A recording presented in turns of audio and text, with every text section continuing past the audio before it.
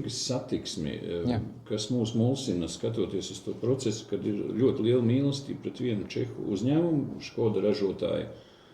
Un ieejot detaļās, mēs skatāmies, ka tur jau ir grūti saprast un izskaidrot, Rīgas satiksmē pasaules skaidrojums, bet viņš nav absolūti pārliecinošs, ka tiek slēgts līgums par transporta līdzekļu iegādi, patiesībā tiek slēgta laulība uz mūžu, ka visus mezglus apkalpo šis te viens... Arī pēc garantijas laika. Jā, pēc garantijas laika.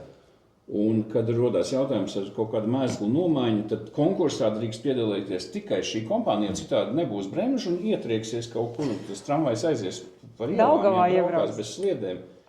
Tātad tas ir pieņēmums, pirmkārt. Otrkārt, nav saprotams no saimnieciskā redzes punkta. Skaidrs, ka tos mezglus, tāpat kā vieglai automašīnai, tā ražo dažādi citi ražotāji, ka daudz lētāk. Nav brandots, viņš ir uzreiz pa kārtām lētāks.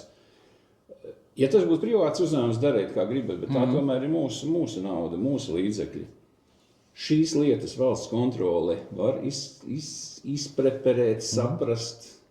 Var, pilnīgi noteikti, un es pat varbūt tādu salīdzinošu piemēru varu nosaukt.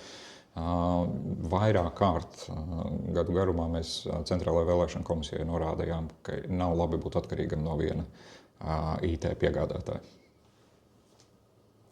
Ar ko tas viss beidzās, mēs visi labi zinām. Ir svarīgi Rīgas satiksmes gadījumā vai jebkura cita kapitāla sabiedrības vai institūcijas gadījumā izvērtēt šo te atkarību. Ja tas ir pamatots, es arī nezinu, es nepārzinu, kas ir to profesionālo uzņēmējdarbību šajā jomā. Ja tam ir pamats, ja tam ir, es nezinu, varbūt kaut kāds īpašs atlaides vai citādāk nevar, vai analogu nav, es nezinu. Ja ir labs skaidrojums, tad viss ir kārtībā, bet citādi tas, protams, rada liels riskus. Būt atkarīgam no viena piegādātāja. Mēs redzam, diemžēl, gadījumus, kad šī atkarība rada jau ļoti nepatīkamas sekas.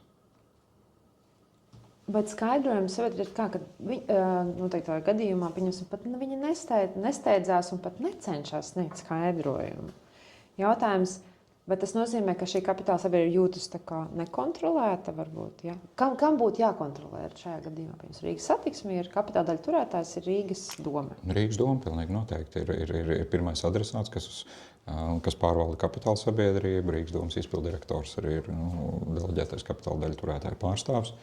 Bet viņam ir visas Rīgas kapitāla sabiedrības. Un tad tas jautājums, vai tas šis viens cilvēks vai šī konkrēta cilvēka birojas var to izdarīt? Es domāju, ka tur ir, es neesmu tagad, iedziļinājies, bet es pieļauju, ka ir uzraudzības mehānisms, kur ne tikai viens cilvēks. Es saprotu, bet vienkārši kopumā, vai tas atkal nav tā, ka koncentrējas vienās rokās un šis ne tas nesanāk? Grūti pateikt.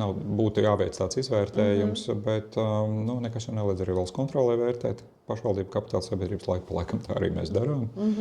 Jā, mēs gan Rīgas mežus esam, kas saka, skatījušies pirms kādu laiku, gan arī citas kapitāla sabiedrības. Tā uzraudzība var notikt, ja būs pietiekami riski.